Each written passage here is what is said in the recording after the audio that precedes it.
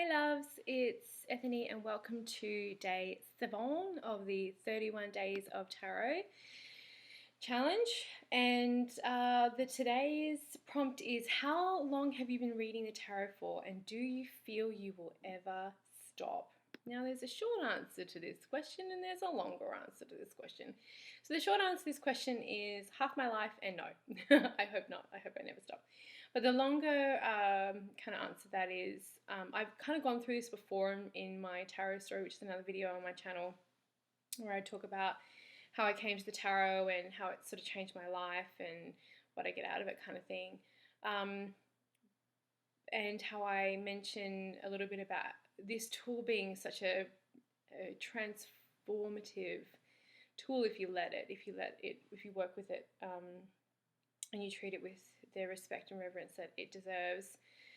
And I guess today I wanted to talk about how I kind of went from being a student to reading for other people to doing this as a part-time or side hustle, and then moving into something doing it full-time. And that was my progression. So I started off just like loving the tarot and finding it through my spirituality and my connection to Wicca and paganism, as these things tend to be very connected. And then I started reading for friends and anyone who would pretty much let me, and myself. And then I took it to the next level and did some official courses with my teacher, who I mentioned many times, Gail.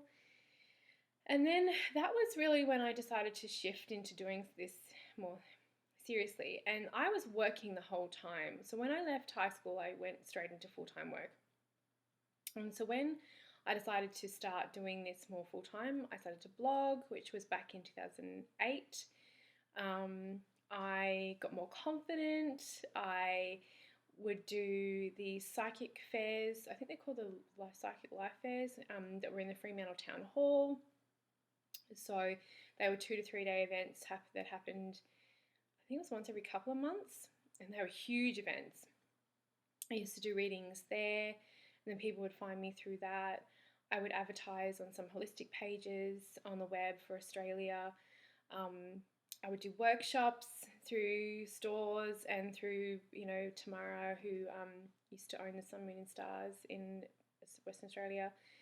Connecting with her and doing a lot with her was a big leap there too, and I got to meet some amazing people like Lucy Cavendish and Wendy Rule a few times, and so that was amazing, and doing all those workshops, and this was all in my spare time. So I didn't have any kids at this point. I didn't have my baby, but I tried to have a life, but I also worked 40, 50 hours a week while I was doing this. So it's a real commitment to how you spend your time and where you want to spend your time and how you want your future to look if this is something you're looking to do. So I side hustled for a long time. Part of it was because I felt that there was an expectation of me that if I fully went into this role, a lot of people who didn't know that I was into this because I was kind of in the broom closet at work. I did do some readings at work, and I did let people know. I did take oracle decks to work, and we used to use them every morning. But I was kind of worried about the judgment there. I was worried that people would find out. And then I kind of just didn't care anymore.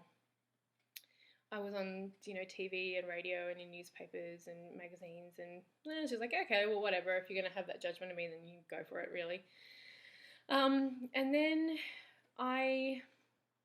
the big sort of transformation for me was moving. And I don't suggest that you kind of do this the way that I've done it. You don't need to. But when I moved country, it was,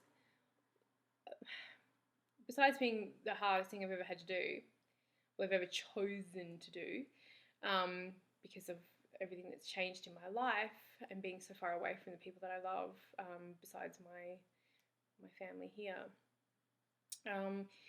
is, I got to begin again.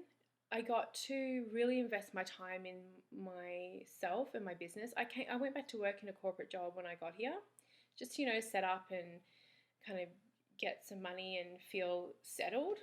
I did that for a year. And then when I got pregnant with Dominic, I was like, I don't want to do this anymore. I can't come back to doing this work anymore. This is not what I'm meant to be doing with my life. I absolutely know it.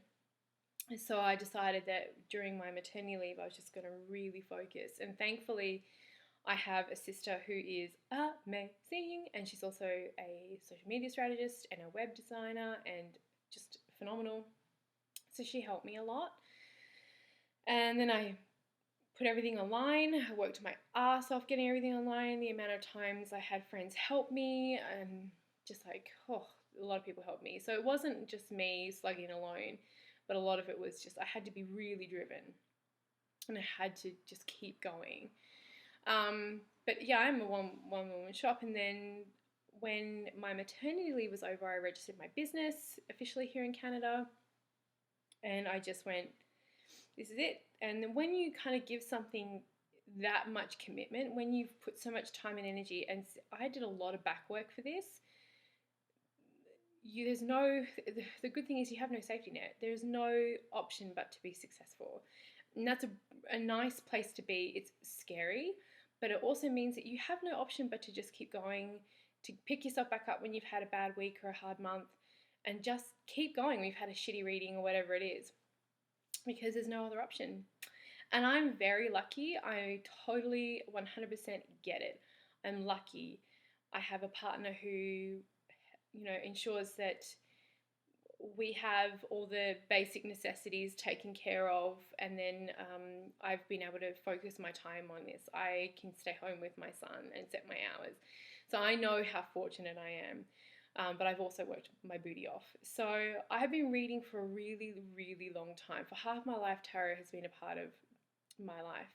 I didn't get online really until 2 years ago, and I didn't really dedicate my time, my 100% whenever I had the time, besides looking after my son and the house, the home and everything, looking after my home and hearth, until like 6 months ago that I really full time went after this with a lot of gusto. So that gives you an idea of how long it may take.